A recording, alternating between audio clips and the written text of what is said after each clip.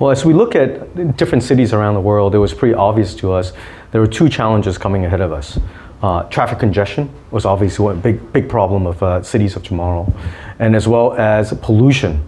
Well, the way to solve that is with electric vehicles. Unfortunately, with most big cities, with thousands of people living on top of each other without permanent parking locations, it's really difficult for electric vehicle, especially two-wheel electric vehicle in some of these emerging countries, to actually adopt into the consumer's hands. So the aha moment came with battery swapping. We thought, wouldn't it be great if we were able to take the batteries and let people go anywhere, any place that they want without ever worrying about whether or not the battery energy is going to run out, or where they're going to charge it, or whether or not, how long it would take to charge in order for them to go home. So in Taipei now, we just deployed back in August, and in 4 months we have established 100 GO stations around town at a density that is no less than 2 kilometers between each station. These 100 stations supports about 1,400 battery swaps per day, about 3,000 vehicles on the road in Taipei today. This model is something that we found very interesting as we look at smart grid and smart transportation, and we're looking to bring this to other countries and other cities. We have just been invited to the Amsterdam Smart City project, and we're going to bring that idea to Amsterdam, and then from there on to the rest of Europe.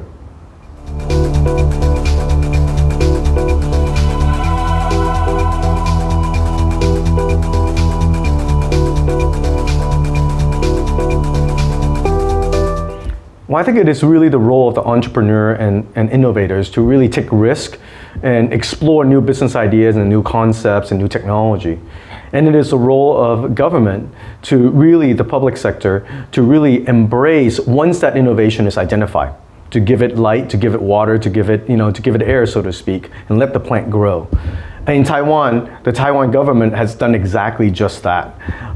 They have actually helped Gogoro in 3 ways to get the foothold into the consumer market and accelerate the adoption.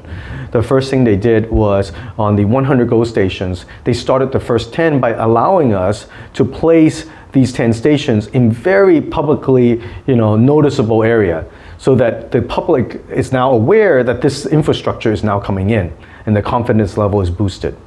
The second thing they did is they helped the consumer get into the vehicle through a subsidy that actually bridges the gap between what a cost of an electric vehicle might be today to build, because it is more expensive to build electric EV today than it is to build a traditional gas vehicle, given the 50, 60 years of maturity in that industry.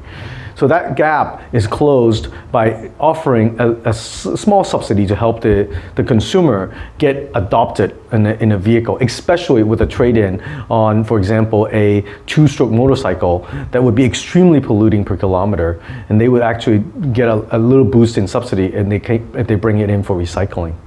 And the third thing the Taiwan government has really done and helped bring awareness to Gogoro is to give it a stage just as COP21, by inviting Gogoro to come on behalf of Taiwan, on behalf of an effort that is bigger than just a single company, but a momentum that represents the greater good for the climate and greater good for the earth.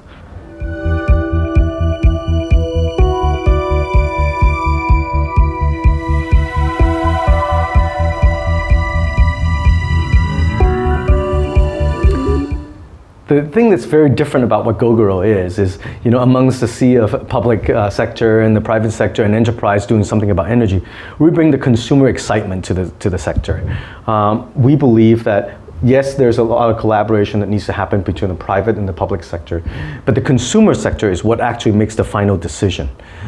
We at Gogoro makes a product that's very, very close to the consumer. We make a vehicle that's very lifestyle focused, that takes people from point A to point B.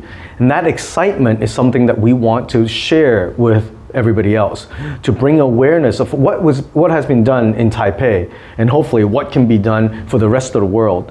As we heard earlier today in some talk, there's been talk about millennials and younger population being the future leaders of the world. That's exactly Gogoro's point, is, when just as they're getting out of college, create a solution that helps them do good, that excites them when it comes to subscribing to products that are more sustainable to the earth. We we believe we've done something very special, and we want to share that with the rest of the community.